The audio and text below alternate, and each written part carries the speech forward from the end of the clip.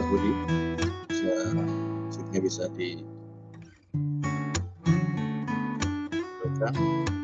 Budi.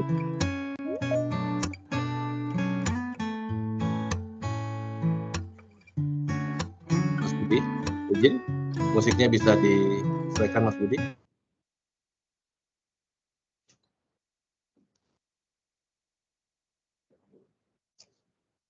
Mohon izin Bapak Ibu, kita akan segera memulai acara press con kita siang hari ini. Izin untuk menjadi MC pada siang hari ini. Assalamualaikum warahmatullahi wabarakatuh. Selamat siang, salam sejahtera untuk kita semua.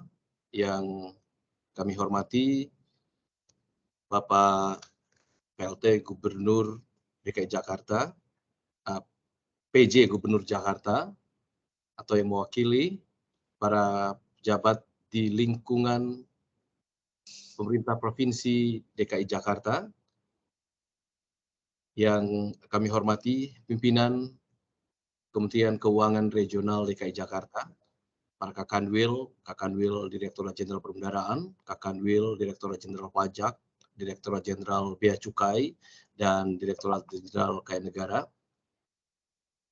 Kepala KPU, Kantor Pelayanan Utama Bea dan Cukai Tanjung Priok Jakarta, yang kami hormati perwakilan dari Bank Indonesia, dari Badan Pusat Statistik BPS Provinsi DKI Jakarta, perwakilan dari akademisi, juga rekan-rekan dari Kementerian Keuangan di unit-unit layanan, dan tentu yang kami banggakan para rekan media yang siang hari ini bersama-sama dalam acara preskon untuk Alko Regional untuk data sampai dengan 30 September 2023. Kami ucapkan selamat datang di acara preskon kali ini, dan yang akan bertindak sebagai moderator yang akan memandu jalannya preskon adalah Bapak Dayu Rusanto, Kepala Kantor Pelayanan atau Negara KPPN Khusus Penerimaan. Sekali lagi, Pak Dayu Rusanto, Kepala KPPN Khusus Penerimaan, yang akan menjadi moderator dalam acara preskon siang hari ini. Kepada Pak Dayu, kami silakan.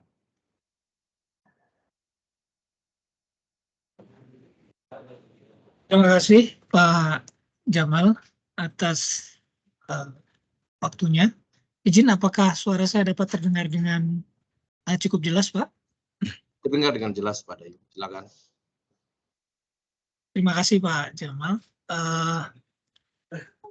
Baik Bapak Ibu sekalian, senang sekali rasanya bisa bertemu kembali di press conference pada siang hari ini.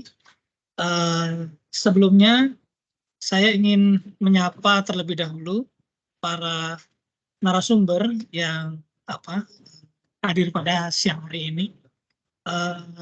Selamat siang Ibu Kepala Kanwil Ditjen Perbendaharaan Provinsi DKI Jakarta, Ibu Meling. Selamat siang, Bu. Selamat siang, Pak Dayu. Sehat ya, Bu? Sehat, Pak. Semoga juga sehat juga, Pak Dayu ya. Ya, Bu. Kemudian saya juga ingin menyapa narasumber kami dari Kantor Wilayah Direktorat Jenderal Perbendaharaan, Kantor Wilayah Direktorat Jenderal Pajak, Wajib Pajak Besar.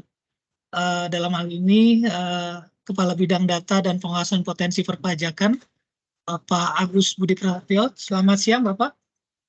Selamat siang, Pak Dayu. Terima kasih. Siap, Pak. Terima kasih. Sehat ya, Pak ya? Alhamdulillah. Alhamdulillah, sehat. Kemudian yang ketiga, saya juga ingin menyapa dari Kanwil Ditjen Bea Cukai Jakarta, yaitu Kepala Bidang Kepabeanan dan Cukai, Bapak M. Hilal Nur Solihin. Selamat siang, Bapak. Bapak Hilal. Selamat siang, Pak Dayu. Selamat siang, Bapak Ibu semua. Kemudian yang terakhir, Kepala Kanwil Ditjen Kaya Negara DKI Jakarta, yang dalam hal ini siang hari ini diwakili oleh Kepala Bidang Kepatuhan Internal, Hukum dan Informasi, Bapak Didi Haryanto. Selamat siang, Bapak Didi. Selamat siang Pak Dayu, Bu Mei, Bapak Ibu sekalian, selamat siang. Terima kasih Bapak Ibu sekalian narasumber yang sudah berkenan hadir di acara press conference yang hari ini.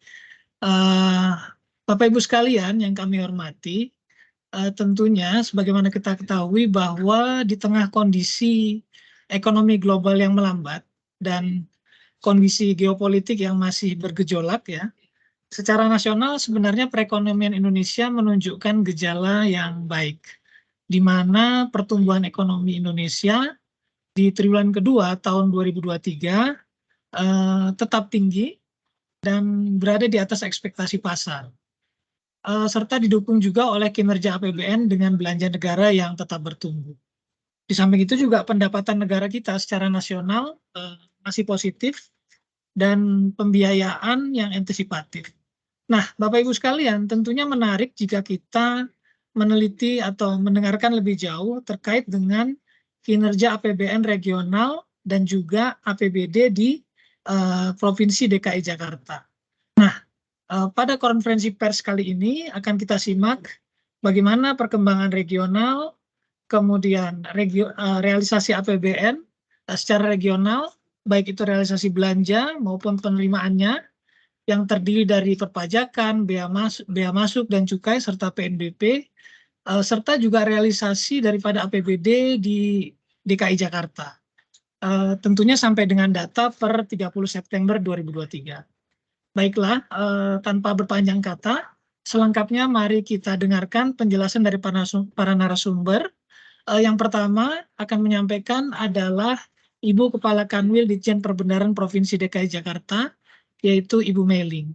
Kepada Ibu Meiling, kami persilakan. Baik, terima kasih Pak Dayu. Assalamualaikum warahmatullahi wabarakatuh. Selamat siang, salam sejahtera untuk kita semua. Shalom, Om Swastiastu, Namo Buddhaya, salam kebajikan, salam sehat. Yang saya hormati Bapak Ibu Forum Koordinasi Pimpinan Daerah Forkopimda Provinsi DKI Jakarta. Yang saya hormati Sekretaris Daerah, Kepala Badan, Kepala Dinas, Kepala Biro, Lingkup Pemerintah Provinsi DKI Jakarta atau yang mewakili, kemudian seluruh Kepala Kanwil, Kepala Kantor Pelayanan Kemenkes 1 di Provinsi DKI Jakarta, kemudian Bapak Khoirul Nur Rafiq, Regional Ekonomis Kanwil DJPP Provinsi DKI Jakarta, kemudian yang saya hormati Kepala Kantor Perwakilan Bank Indonesia Provinsi DKI Jakarta atau yang mewakili, Kepala Kantor Regional 1 OJK DKI Jakarta dan Banten, Kepala Badan Pusat Statistik Provinsi DKI Jakarta atau yang mewakili, kemudian juga para akademisi, perwakilan dari Direktur Politeknik Statistika STIS, Rektor Universitas Indonesia, Rektor Universitas Negeri Jakarta, Universitas Islam Negeri Syarif Hidayatullah, Direktur PKN STAN, dan tentunya yang kami banggakan rekan-rekan media yang berbahagia. Izinkan kami untuk menyampaikan paparan terkait dengan kinerja APBN dan APBD Regional DKI Jakarta untuk periode data sampai dengan 30 September 2023. Next. Yang pertama kami akan menyampaikan perkembangan ekonomi regional. Sejalan dengan tadi yang disampaikan juga oleh Pak Dayu, kita melihat bahwa untuk perkembangan ekonomi regional di wilayah DKI Jakarta sampai dengan 30 September 2023 menunjukkan kondisi yang menggembirakan. Ada beberapa perkembangan indikator yang dapat kita lihat. Yang pertama terkait dengan indeks keyakinan konsumen atau IKK. Di sini kita bisa melihat bahwa IKK DKI Jakarta di bulan September 2023 berada di zona optimis, yaitu tercatat di level 143,19. Capaian ini merupakan capaian yang tertinggi dari seluruh kota yang disurvei dan bahkan lebih tinggi dari IKK nasional yang tercatat sebesar 121,71.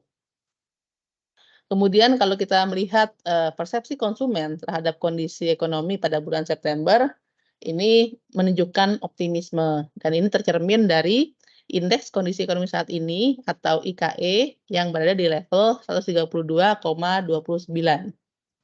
Kemudian untuk optimisme konsumen terhadap kondisi perekonomian ke depan, ini kita bisa melihat pada indeks ekspektasi konsumen atau IEK yang berada di level 154,10.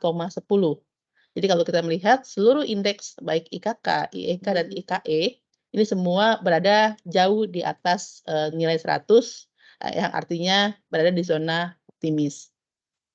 Kemudian optimisme dari masyarakat atau konsumen ini juga didukung oleh kondisi inflasi di bulan September tahun 2023 ini, di mana inflasi di bulan September 2023 ini tercatat mencapai 1,89% Y-on-Y. Angka ini mengalami penurunan jika dibandingkan dengan bulan sebelumnya yang tercatat sebesar 2,93 Y-on-Y. Hal ini antara lain disebabkan adanya high base effect dari kenaikan harga bensin pada September tahun yang lalu yang menjadi baseline dari perhitungan. Kemudian kalau kita bedah untuk inflasi, ada 3 andil besar inflasi di DKI Jakarta, yaitu makanan, minuman, dan tembakau sebesar 0,88%, bahan makanan 0,62%, dan perumahan, air, listrik, dan bahan bakar rumah tangga sebesar 0,28%. Kemudian kalau kita melihat dari sisi ekspor dan impor, untuk ekspor dan impor ini sedikit mengalami penurunan kalau dibandingkan dengan bulan sebelumnya. Dan kalau kita melihat untuk top komoditi ekspor, ini ada mobil, pangan olahan, sepatu, dan alas kaki. Untuk ketiga komponen ini mengalami penurunan 8,08% dibandingkan dengan bulan sebelumnya.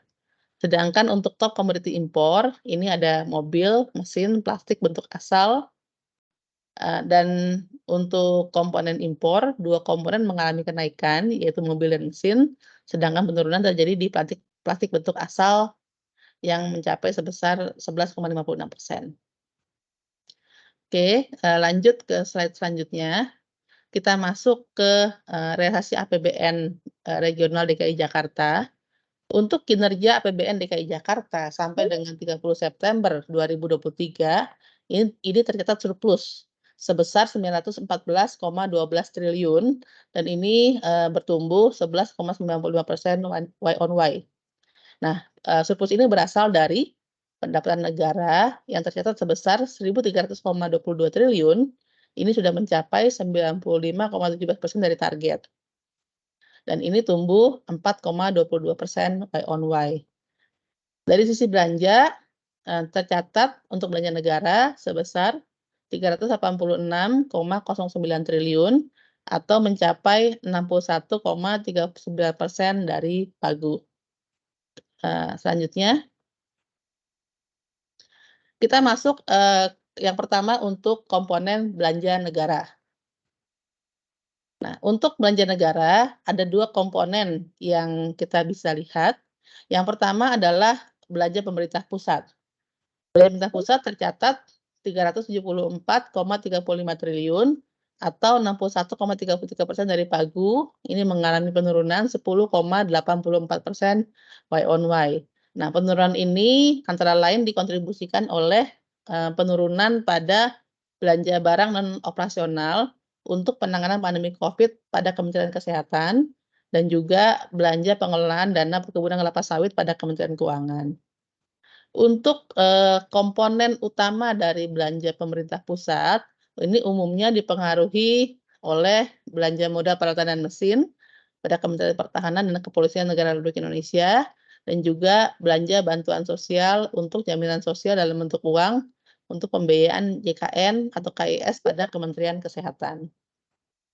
Sedangkan dari sisi transfer ke daerah, saat ini tercatat 11,73 triliun atau 63,57% dari pagu mengalami kenaikan 5% Y-on-Y. Untuk realisasi TKD, utamanya dipengaruhi oleh penyaluran dana bagi hasil, dana alokasi umum, dana alokasi khusus non-fisik, dan dana insentif daerah. Untuk kenaikan TKD dibandingkan dengan periode yang lalu, Hal ini utamanya disebabkan oleh peningkatan dana bantuan operasional sekolah atau BOS, dana bantuan operasional penyelenggaraan pendidikan atau DAK non-fisik, dan juga tambahan penghasilan guru ASN daerah yang dialokasikan di DAK non-fisik. Oke, next slide. Kalau kita bedah dari sisi komponen, tadi juga sudah kami jelaskan bahwa untuk belanja pemerintah pusat, komponen pembentuk utamanya terutama berasal dari belanja barang dan juga belanja bantuan sosial. Untuk belanja barang, ini memiliki kontribusi sekitar 34,80%, utamanya dipengaruhi oleh realisasi belanja barang non-operasional lainnya dan belanja barang pemberian bantuan operasional dalam bentuk uang.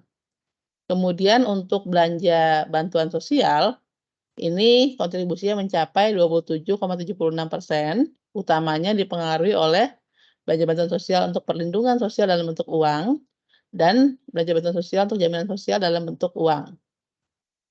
Kemudian kalau kita melihat dari sisi TKD, untuk TKD realisasinya sampai dengan 30 September 2023, ini kita bisa lihat secara lebih detail. Untuk komponen DBH tercatat 9,18 triliun. Komponen DBH ini merupakan komponen pembentuk utama dari TKD di wilayah DKI Jakarta, yaitu mencapai 78,23% dari total TKD. Kemudian diikuti dengan DAK non-fisik sebesar 2,54 triliun atau mencapai 21,63% dari total TKD. Kemudian juga ada dana alokasi umum, ini khusus kelurahan sebesar 11,09 miliar dan juga dana insentif daerah sebesar 5,84 miliar. Nah, untuk DAU di tahun 2023, Provinsi DKI Jakarta mendapatkan alokasi DAU sebesar 22,18 miliar untuk pendanaan kelurahan dan hibah sebesar 1,76 triliun. Oke, next. Nah, selanjutnya untuk realisasi penerimaan perpajakan, ini akan dilanjutkan oleh perwakilan Kakanwil DJP di wilayah DKI Jakarta. Saya kembalikan kepada Bapak Moderator. Ibu, terima kasih atas paparannya. Jadi kalau kita simak tadi sedikit ya, beberapa hal yang di-highlight oleh Ibu Kakanwil adalah yang pertama sebenarnya kondisi regional perekonomian di regional DKI Jakarta adalah menggembirakan dengan ditunjukkan oleh beberapa indikator yaitu IKK, IKE, dan IEK. Nah, ini masih dalam skala yang optimis. Kemudian juga dari sisi realisasi belanja APBN yang paling mendominasi adalah belanja barang dan juga belanja bansos. Sementara di sisi lain untuk yang transfer ke daerah ke DKI Jakarta paling besar didominasi oleh DBH, dana bagi hasil, dan juga DAK non-fisik. Baik Bapak Ibu sekalian, saatnya kita melihat realisasi penerimaan perpajakan di wilayah regional DKI Jakarta. Untuk itu kepada narasumber Bapak Agus Budi Prasetyo, Kepala Bidang Data dan Pengawasan Potensi Perpajakan Kanwil DJP Wajib Pajak Besar. Waktu dan layar kami persilahkan. Baik, terima kasih Pak Moderator, Pak Dayu. Kami akan melanjutkan yang kami hormati Bapak Ibu peserta preskon ALKO pada siang hari ini. Coba next slide. Di sisi penerimaan, terutama di penerimaan pajak, sampai dengan September 2023, penerimaan pajak terakselerasi, yaitu secara nominal, capaian dari penerimaan pajak adalah 1.009,80 triliun atau capaiannya adalah 88,41% dari target APBN 2023. Penerimaan ini periode ini terakselerasi sebesar 5,72% Y on Y. Dan apabila kita bedah lagi secara jenis pajaknya, untuk PPh migas terkontraksi dan capaiannya 88,02% dari target atau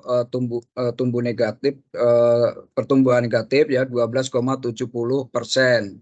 Kemudian untuk PPh non migas kita tumbuh sebesar 10,75%. atau capaiannya 94,57% dari target. Begitu juga dengan PBB, kita juga mengalami pertumbuhan 11,65% atau pencapaian 69,90% dari target. Dan PPN begitu juga, yaitu tumbuh 1,32% dengan capaian 80,98%. Sedangkan pajak lainnya mengalami pertumbuhan yang begitu besar, 120,66% ya, atau capaiannya 120,24%. Nah, secara keseluruhan penerimaan pajak Januari sampai dengan September 2023 tetap tumbuh positif, terutama didukung oleh kinerja kegiatan perekonomian yang tumbuh dengan baik. Sementara untuk PPh Migas mengalami kontraksi sebagai dampak dari moderasi harga minyak bumi ya. Kemudian kinerja penerimaan pajak yang meningkat, namun demikian mengalami tren yang perlambatan. Ini disebabkan berlanjutnya tren pertumbuhan negatif pada 3 sektor utama dominan, yaitu industri pengolahan, perdagangan, dan juga pertambangan. Nah, kedepannya penerimaan pajak akan termoderasi mengikuti fluktuasi variabel ekonomi makro, yaitu harga komoditas, konsumsi dalam negeri, belanja pemerintah, dan variabel lainnya. Saya rasa itu dari sisi pendapatan, terutama penerimaan pajak yang bisa kami sampaikan. Untuk itu kami kembalikan lagi ke moderator Bapak Dayu. Terima kasih. Ya, baik. Terima kasih Pak Agus Budi Prasetyo atas pemaparannya terkait dengan penerimaan perpajakan di regional DKI. Jadi secara keseluruhan sebenarnya tetap tumbuh positif walaupun ada PPh Migas ya Pak ya yang tumbuh negatif ya. Baik, selanjutnya kita akan mendengarkan pemaparan terkait dengan realisasi penerimaan bea masuk dan cukai. Untuk itu kepada Bapak M. Hilal Nur Solihin, Kepala Bidang Kepabeanan dan Cukai Kanwil BC Jakarta, waktu dan layar kami persilahkan. Terima kasih Bapak Moderator, Bapak Dayu Risanto. Yang terhormat Bapak Ibu peserta Preskon ALKO tanggal 30 Oktober 2023 ini untuk periode penerimaan sampai dengan 30 September 2023, izinkan kami menyampaikan penerimaan dari sektor kepabeanan dan cukai. Untuk penerimaan kepabeanan dan cukai sampai dengan 30 September 2023 ini mengalami peningkatan, namun demikian ada penurunan di sektor penerimaan dari sisi pihak luar yang disebabkan adanya penurunan harga komoditas CPO. Penerimaan kepabeanan dan cukai ini sampai dengan 30 September capaiannya adalah 17,57 triliun atau 76,92% dari target. Dan ini mengalami kenaikan 2,18% Y on Y. Kalau kita bagi dalam masing-masing penerimaan dari kepabeanan dan cukai terdiri dari bea masuk, di mana untuk bea masuk penerimaannya mencapai 17,6 triliun atau 3,02% Y on Y, di mana penerimaan bea masuk ini ditopang dari pendapatan bea masuk sendiri sebesar 13.939,58 miliar, kemudian pendapatan bea masuk tindakan pengamanan sebesar 876,14 miliar, dan disusul pendapatan bea masuk dalam rangka kemudahan impor tujuan ekspor sebesar 117,95 miliar. Kemudian untuk penerimaan dari sisi cukai, capaiannya adalah sebesar 448,45 miliar atau mengalami kenaikan 30,45% Y on Y. Peningkatan cukai ini disebabkan karena naiknya pendapatan yang berasal dari pendapatan cukai hasil tembakau. Pendapatan cukai ditopang dari penerimaan cukai hasil tembakau sebesar 193,57 miliar Kemudian pendapatan cukai minuman mengandung etil alkohol atau MMA sebesar 192,03 miliar dan pendapatan denda administrasi cukai sebesar 5,9 miliar. Kemudian pendapatan yang lainnya adalah pihak luar sampai dengan 30 September ini capaiannya adalah 60,84 miliar atau mengalami penurunan sebesar 79,13% Y on Y. Kalau kita lihat di grafik sebelahnya, tahun sebelumnya itu capaiannya 291,54 miliar. Penurunan penerimaan di sektor bea masuk ini karena adanya penurunan harga komoditas, terutama referensi harga CPO yang masih di bawah rata-rata. Demikian yang bisa kami sampaikan dari sisi penerimaan kepabeanan dan cukai. Kami kembalikan pada moderator. Terima kasih. Ya, baik. Terima kasih Pak Muhammad Hilar Nur Solihin atas pemaparannya. Intinya bahwa bea masuk penerimaan kepabeanan dan cukai sampai dengan data 30 September ini mengalami kenaikan ya Pak ya, terutama ditopang oleh bea masuk dan cukai walaupun ada penurunan di sektor bea keluarnya. Baik Bapak Ibu sekalian, kita lanjut ke narasumber berikutnya yang akan memaparkan terkait dengan realisasi PNBP. Untuk itu kepada Bapak Didi Haryanto, Kepala Bidang Kepatuhan Internal, Hukum dan Informasi, Kanwil Ditjen Kekayaan Negara DKI Jakarta, kami persilahkan. Terima kasih Bapak Moderator yang kami hormati, hadirin yang hadir di forum ini. Assalamualaikum warahmatullahi wabarakatuh. Selamat siang, salam sejahtera untuk kita semua. Bapak Ibu sekalian, di dalam paparan ini terlihat bahwa kinerja PNBP sampai dengan tanggal 30 September tahun 2023 mengalami kontraksi. Nah, di sini terlihat capaiannya sampai dengan bulan September adalah sebesar 272,10 triliun.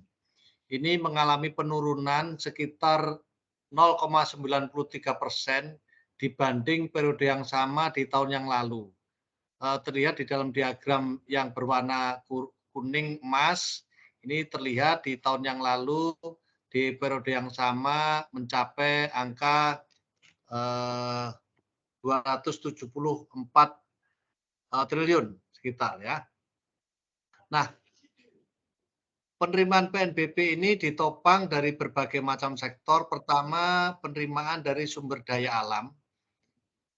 Ini sebesar 93,63 triliun, mengalami kenaikan sekitar 36,75% dibanding periode yang sama di tahun yang lalu. Hal ini disebabkan adanya peningkatan oleh penyesuaian tarif iuran produksi atau royalti batubara dengan diberlakukannya Peraturan Pemerintah Nomor 26 Tahun 2022. Yang kedua, disumbangkan dari bagian laba BUMN menyumbangkan sekitar 70,70 triliun. Ada peningkatan sekitar 74,18% dibanding periode yang sama di tahun yang lalu, di mana peningkatan ini utamanya disumbangkan dari setoran dividen BUMN, perbankan, dan non-perbankan. Kemudian dari PNBP lainnya menyumbangkan sebesar 63,89 triliun, ada penurunan 46,36% dibanding periode yang sama di tahun yang lalu. Hal ini disebabkan oleh adanya penurunan PHT penjualan hasil tambang, PHT atau penjualan hasil tambang. Yang terakhir disumbangkan dari pendapatan BLU, Badan Layanan Umum, sebesar 43,86 triliun. Ini juga mengalami penurunan sekitar 5,64% dibanding periode yang sama di tahun yang lalu.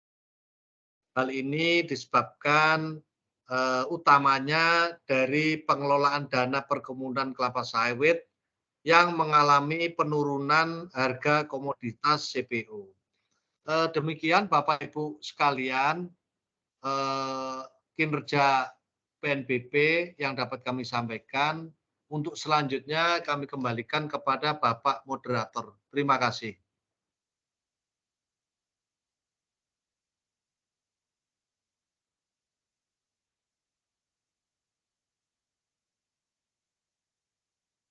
Masih mute Pak Dayu. Masih di mute, Pak. Oh iya, baik Pak. Makasih. Terima kasih Pak Didi atas penjelasannya mengenai kinerja PNBP sampai dengan 30 September 2023. Secara pagu ini sudah terlampaui ya Pak ya di 2023, walaupun ada penurunan jika dibandingkan dengan tahun lalu sekitar 2 triliunan lah seperti itu.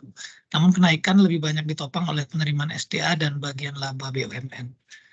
Baik Bapak Ibu sekalian, untuk selanjutnya kita akan masuk ke pemaparan atau yang terakhir, yaitu mengenai realisasi APBD di regional DKI Jakarta. Untuk itu kepada Ibu Kepala Kanwil Dirjen Perhubungan Provinsi DKI Jakarta, Ibu Meiling, kami persilakan sekali lagi. Terima kasih. Terima kasih Pak Dayu. Berlanjut kita masuk ke APBD untuk DKI Jakarta. Kita bisa melihat bahwa kinerja APBD DKI Jakarta sampai dengan 30 September 2023 tercatat surplus. Hal ini sejalan dengan kinerja APBN di wilayah DKI Jakarta. Kalau kita melihat untuk surplus APBD, realisasinya tercatat 13,88 triliun, mengalami peningkatan 136,77% Y-on-Y. Hal ini berasal dari yang pertama, pendapatan daerah yang tercatat sebesar 48,37 triliun atau sudah mencapai 65,03% dari target. Pendapatan ini mengalami pertumbuhan yang cukup impresif, yaitu 41,07% Y-on-Y. Kemudian dari sisi belanja, kita bisa melihat bahwa belanja daerah tercatat sebesar 34,49 triliun atau sudah mencapai 46,23% dari pagu. Belanja daerah ini mengalami pertumbuhan double digit 21,33% Y-on-Y.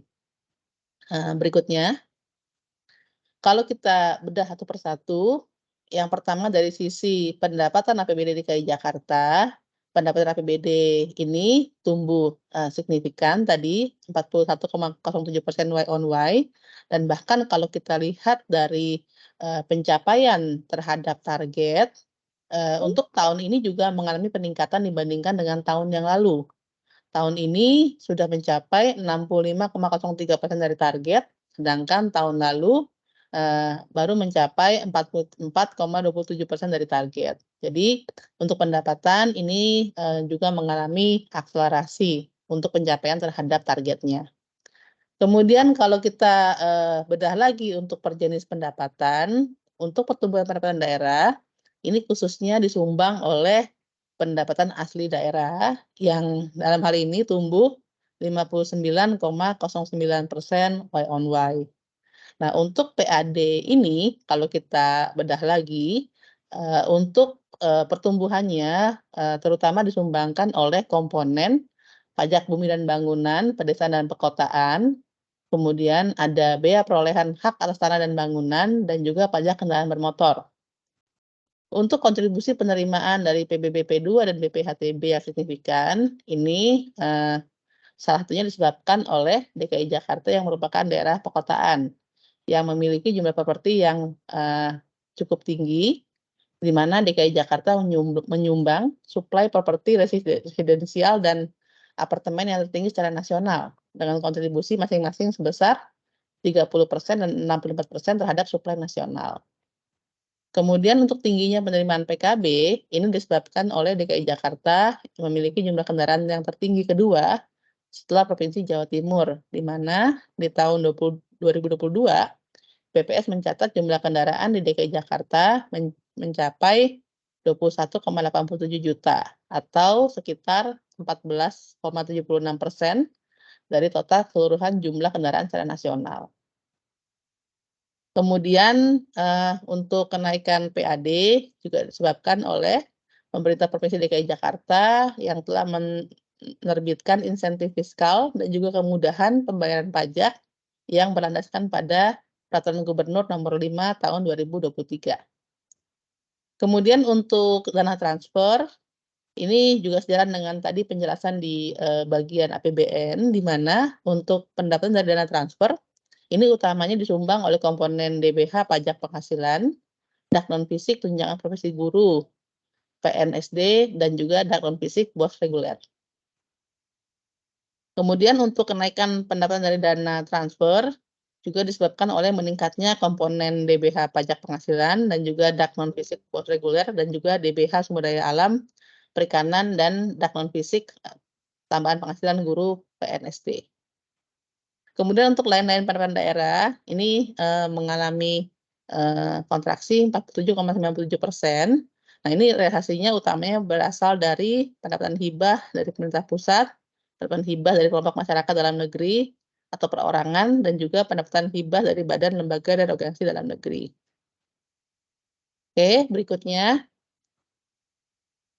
Masuk ke komponen belanja. Komponen belanja ini mengalami pertumbuhan 21,33% Y on Y dan juga mengalami akselerasi dari sisi penyerapan belanjanya. Untuk tahun ini, belanja sudah terserap 46,23% dari target. Ini meningkat dibandingkan dengan tahun yang lalu, di mana tahun lalu untuk periode sampai dengan September terserap 37,37% dari target. Nah, untuk pertumbuhan di komponen belanja daerah, ini disumbangkan oleh pertumbuhan di semua jenis belanja, dan kalau kita lihat di sini, semua jenis belanja ini mengalami pertumbuhan double digit. Nah, untuk belanja di daerah, kita bisa bagi menjadi setidak-tidaknya 3 komponen besar. Yang pertama belanja operasi, ada belanja modal, dan juga belanja lainnya. Untuk belanja operasi, ini tercatat 26,80 triliun, sudah mencapai 58,44% dari pagu. Ini mengalami pertumbuhan 18,35% Y on Y. Untuk belanja operasi, khususnya disumbang oleh komponen belanja barang dan jasa, berupa belanja barang dan jasa BLUD, belanja tagihan listrik, dan belanja barang dan jasa BOS. Kemudian untuk belanja pegawai, ini berupa belanja gaji pokok PNS dan P3K, tambahan penghasilan berdasarkan prestasi kerja PNS dan P3K, serta belanja tunjangan profesi guru PNSD. Kemudian untuk belanja modal, ini tercatat 2,01 triliun atau mencapai 14,65% dari pagu dan mengalami pertumbuhan 24,77% Y on Y. Untuk belanja modal, utamanya disumbang oleh komponen belanja modal jalan provinsi, belanja modal jalan lainnya, dan belanja modal instalasi air kotor lainnya. Kemudian untuk belanja lainnya, ini tercatat 5,69 triliun atau 37,77% dari pagu, mengalami pertumbuhan 36,14% Y on Y. Nah, ini untuk realisasinya utamanya disumbang oleh komponen belanja bantuan sosial berupa uang yang direncanakan kepada individu, kemudian ada juga belanja subsidi kepada BUMD, dan juga belanja hibah uang kepada badan dan lembaga yang bersifat nirlaba, sukarela, dan sosial yang dibentuk berdasarkan peraturan perundang-undangan. Oke, next. Mungkin demikian untuk kinerja APBD sampai dengan bulan September tahun 2023. Selanjutnya saya kembalikan kepada Bapak Moderator. Baik, terima kasih Ibu Kakanwil atas pemaparannya terkait dengan realisasi APBD. Intinya adalah baik pendapatan maupun belanja serta surplus yang ada di APBD DKI Jakarta itu mengalami kenaikan jika dibandingkan dengan tahun yang lalu. Baik Bapak Ibu sekalian, hal ini tentunya mencerminkan bahwa secara kinerja perekonomian, kinerja APBN dan APBD di Provinsi DKI Jakarta ini secara umum adalah baik, dan berdasarkan analisis tematik tadi dapat kita ketahui bahwa DKI Jakarta memiliki tingkat kemandirian yang baik untuk mendanai kegiatan-kegiatan ataupun aktivitas di wilayah DKI Jakarta. Demikian Bapak Ibu sekalian, telah kita ikuti pemaparan dari semua narasumber, dan untuk itu kami mengucapkan terima kasih sekali lagi kepada narasumber, dan bisa kita berikan aplaus kepada para narasumber. Baik Bapak Ibu sekalian, tanpa berpanjang kata, kami akhiri sesi press konferensi ini, dan acara kami kembalikan lagi kepada Bapak Kepala Bagian Umum, Bapak Jamal. Silahkan Bapak Jamal. Terima kasih Pak Dayu Rusanto yang telah memoderatori dan telah memandu dengan sangat baik jalannya press conference di siang hari ini. Sekali lagi terima kasih Pak Dayu, dan juga tentu kami ucapkan terima kasih kepada seluruh narasumber yang telah memaparkan berbagai perkembangan regional ekonomi di DKI Jakarta untuk periode sampai dengan 30 September 2023. Kami juga mengucapkan terima kasih kepada seluruh peserta partisipan dalam MS Team ini yang telah antusias untuk mengikuti preskon kita, dan kita akan berjumpa kembali dalam preskon berikutnya di bulan depan untuk periode data sampai dengan 31 Oktober 2023. Terima kasih. Assalamualaikum warahmatullahi wabarakatuh. Selamat sore. Salam sejahtera dan salam sehat untuk kita semua. Waalaikumsalam warahmatullahi wabarakatuh. Terima kasih Pak Jamal. Terima kasih Bu Meling. Bapak Ibu sekalian. Mohon izin. Terima kasih Pak Lukas. Mohon izin. Terima kasih Pak Lukas.